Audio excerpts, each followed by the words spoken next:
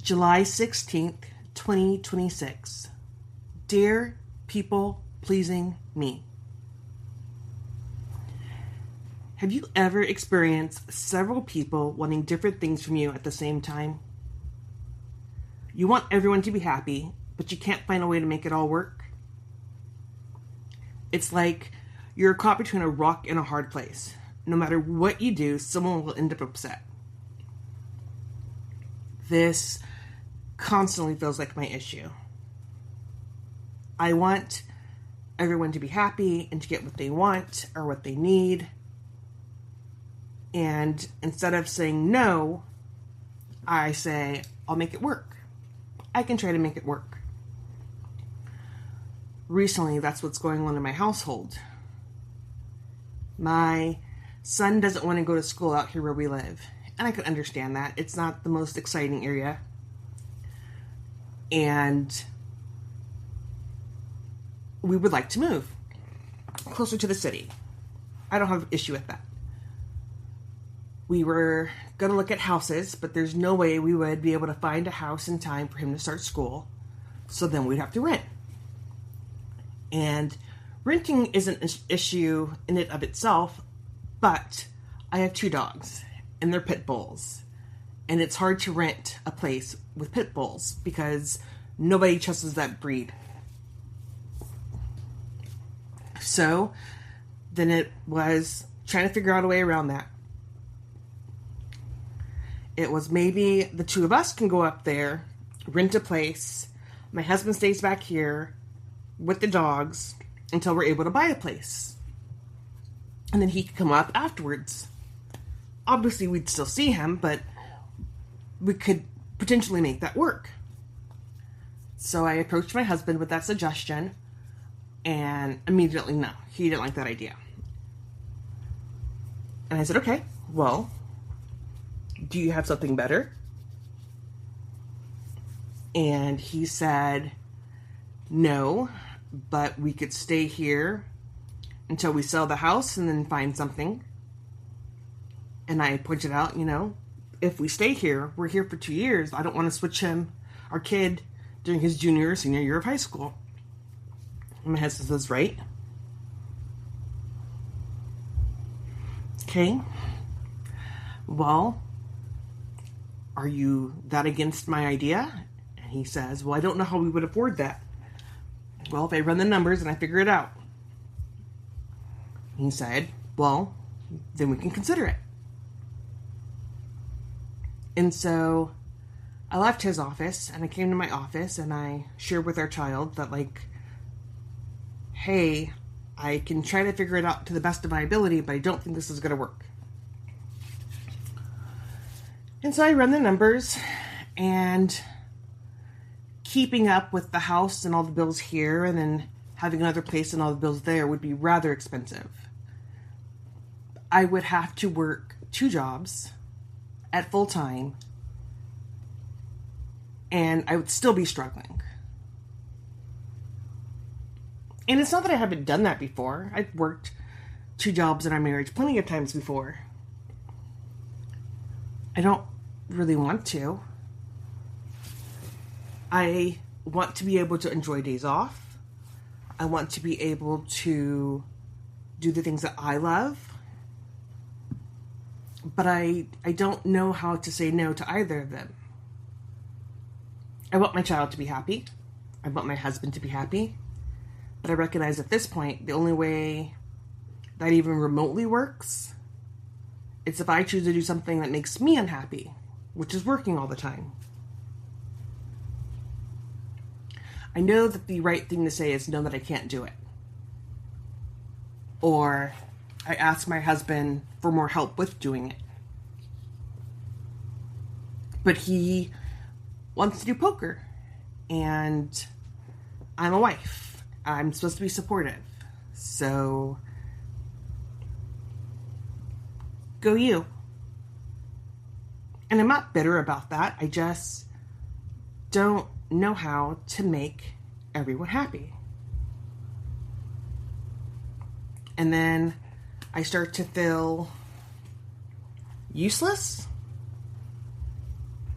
Currently, I am supposed to start work next week. I have 2 jobs that I'm supposed to be starting next week. A 3rd job I'm supposed to start the week afterwards, and I don't know what to do. I realize that it's a blessed position to be in. I just don't know what to do. Do I take multiple jobs and make as much money as I can so that the family is taken care of? Do I take one job and hope that my business goes the way that I want it to? Do I take one job and hopes my husband makes it big in poker and then I don't have to worry about it? Do I keep my kid in the same school and then work around his school schedule? Do I keep him in the same school and work the opposite of his schedule? What do I do? I realize that I'm the adult, which means the decision falls on me. I have to make the decision. I have to decide what's best for me and my child and my husband and my dogs. I recognize that that could mean my husband and I and our kid moving to the city and relinquishing our dogs. I've had my dog since I bought my house. I don't want to give up my dog. That would be really hard for me. But I recognize that's an option, and again, when it comes down to it, my dogs versus my family, but my dogs are my family, so how do you choose? I just don't know how to please everybody in this situation. And I find that I often feel that way. It's always, what can I do for somebody else? But never, what can I do for myself? And I'm not sure if anybody asked that question about me. Well, what would make her happy?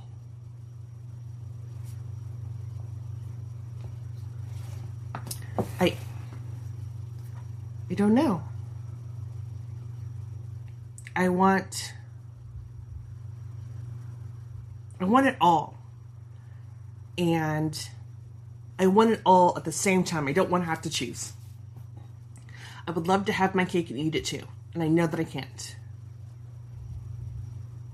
Recently, my thought process was that I would move up to the city and I'd have both my best friends, and that would be great. And then one of my best friends moved out of the city. And I'm so proud of her for doing that, because it was necessary. She needed it, and it's what's best for her and her kids, and I love that she did that. But then if I move, I'm far away from her. But if I move, I'm closer to the other best friend. I don't people well. And part of that not peopling well is because I get so immersed in the relationship that I feel like I have to do all the things they want me to do. All the time. And then at some point in time, it doesn't matter to them and they drop off. Or so it feels. The last person that I took in as a best friend really hurt me. She had 4 gorgeous kids, and we had a great time together. At least I had a great time hanging out with the family. I felt like I was part of the family. I was treated like part of the family until I wasn't. And the reason I was giving for being cut off was because of my relationship with my husband. She couldn't stand by and watch me be treated the way I was with my husband without him stepping up the way that she expected him to. And then she thought I was abusing a relationship with my best friend and taking advantage of a guy that she thinks someday will represent her son being taken advantage of, and that hurt. I have no control over what my husband does. Yes, I have control over what I allow. Yes, she has been through divorce, so she is familiar with how that works. She was able to leave. Not all of us have the strength to do so. I wish that wasn't held against me. But I can't force someone to be my friend. I can't force somebody to care. I can't force somebody to want me. No matter how many things I do for them. I've spent the entirety of my life doing things for other people, hoping that they'll like me. Christmas, birthdays, Thanksgiving, just because when they need it, when they don't need it, when they expect it, when they don't expect it. The idea is that if I overcompensate by being an overpleaser, I will get at least the bare minimum from somebody else.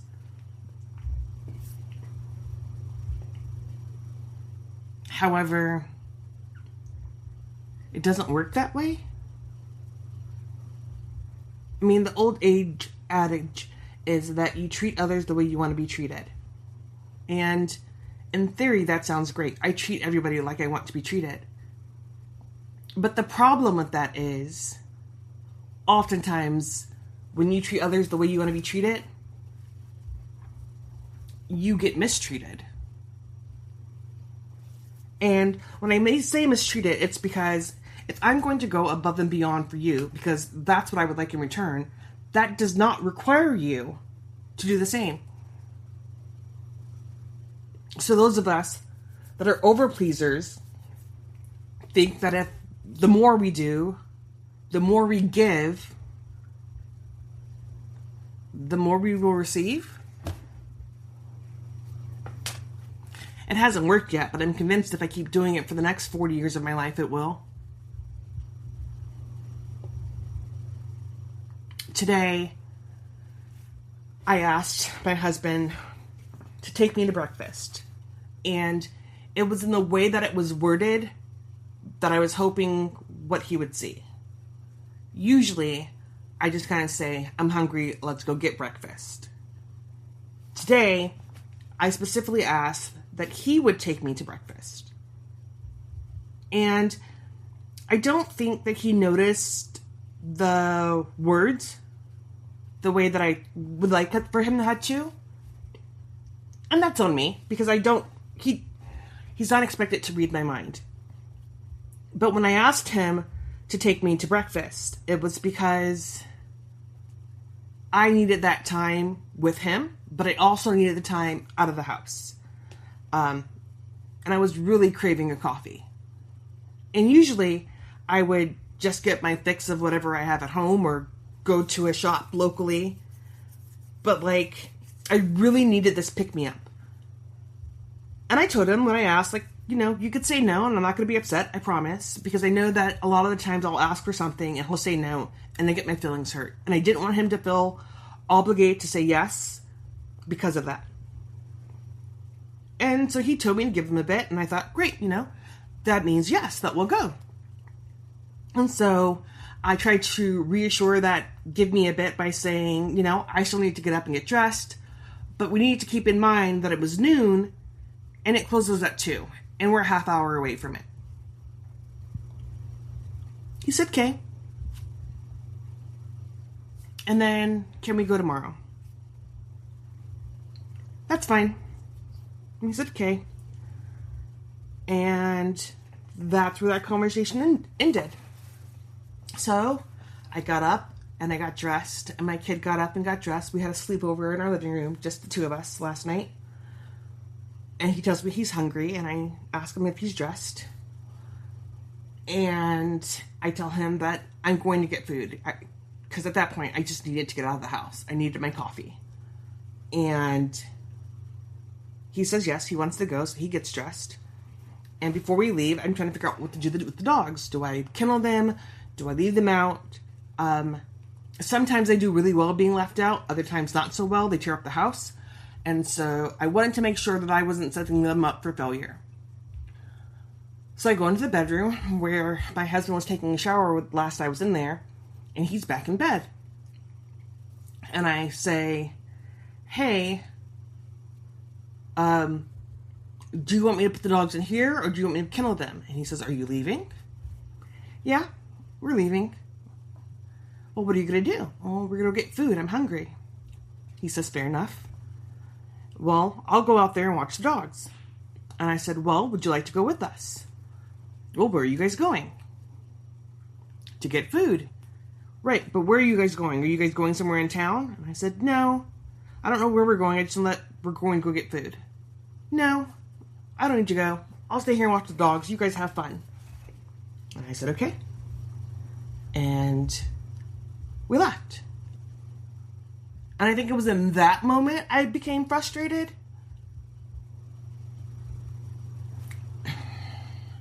I want to feel like someone wants to be around me.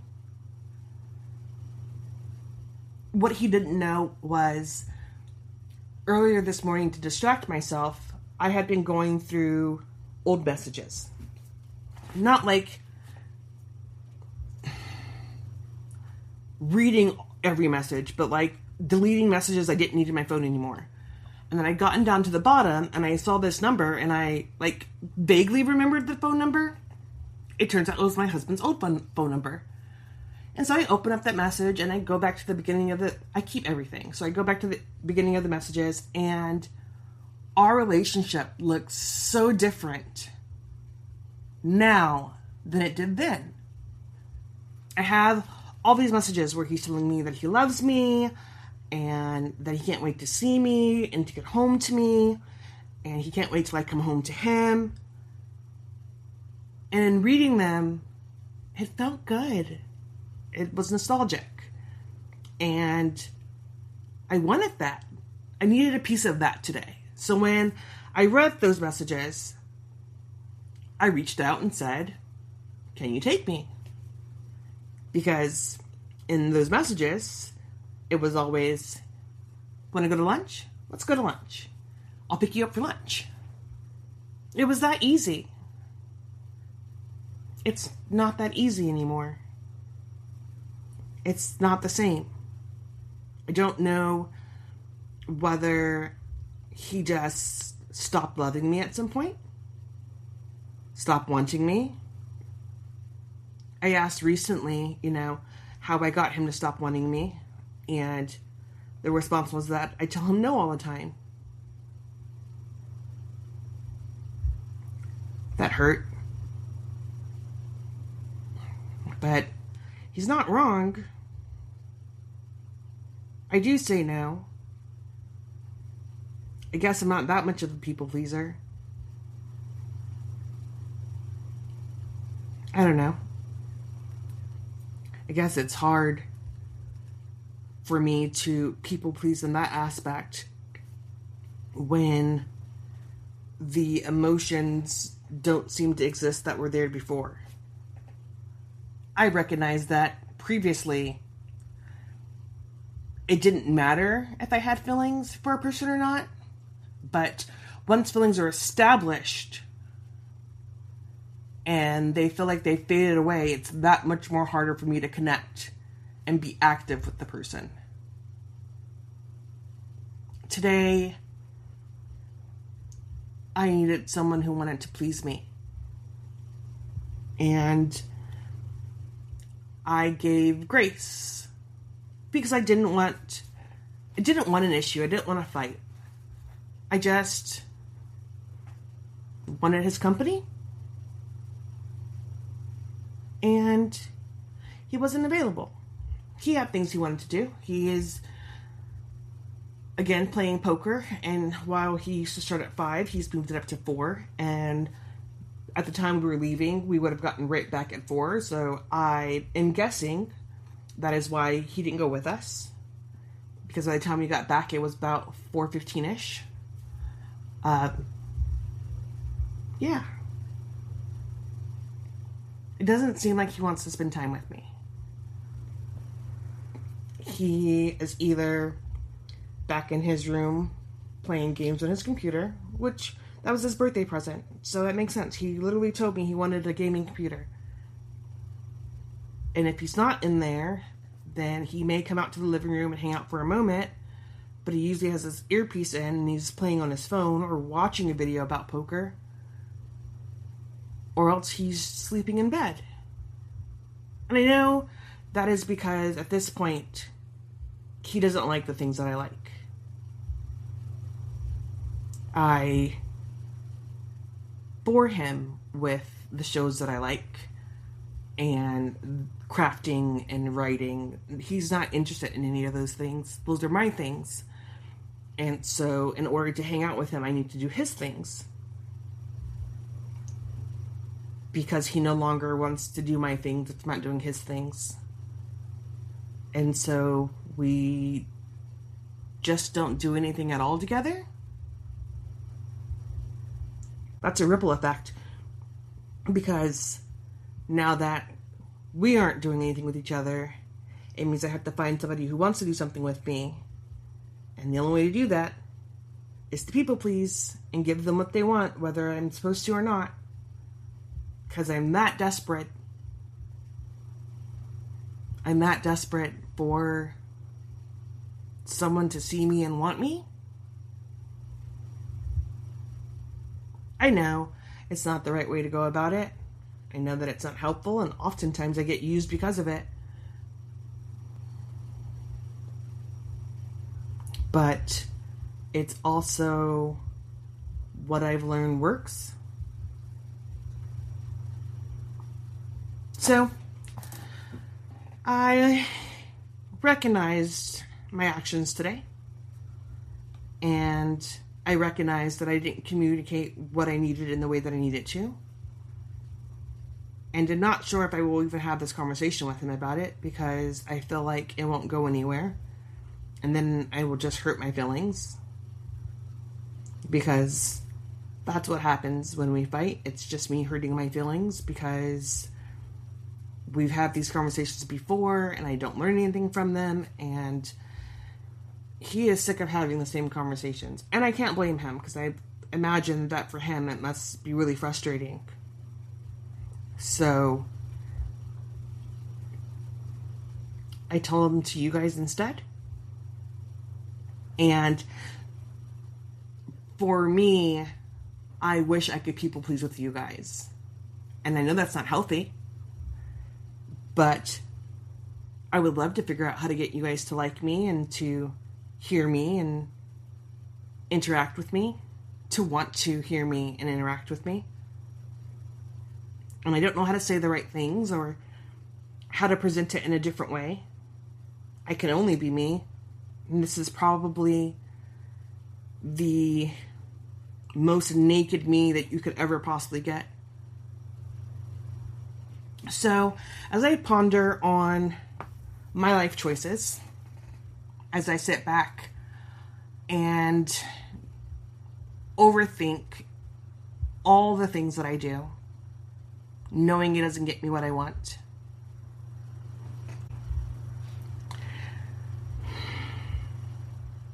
just remember, today is another page in the story. It doesn't have to be perfect. It just has to be written. And before you close your journal tonight, ask yourself, what was your bite of pie today? Until tomorrow, love you loud.